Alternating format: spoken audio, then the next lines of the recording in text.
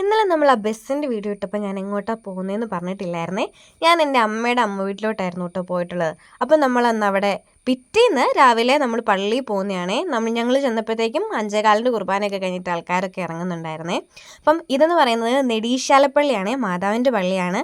ഇത് പണ്ട് അവിടെ ബലി അർപ്പിച്ചുകൊണ്ടിരുന്ന അൾത്താര ആണ്.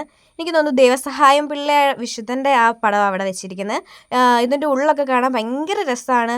ആ ആ അൾത്താരയും അവിടെ ബൈബിളൊക്കെ വെച്ച് സക്രാരിയൊക്കെ ഭയങ്കര മനോഹരമായിട്ടാണ് ആ പള്ളിക്കുള്ളിൽ ഉണ്ടായിരുന്നത്. അത് ഞങ്ങൾ സെമിത്തേരിയിലോട്ടാണ് പോയത്. അവിടെ ഞങ്ങളുടെ അമ്മയുടെ വല്യമ്മ അടുക്ക കല്ലറ ഉണ്ടായിരുന്നു.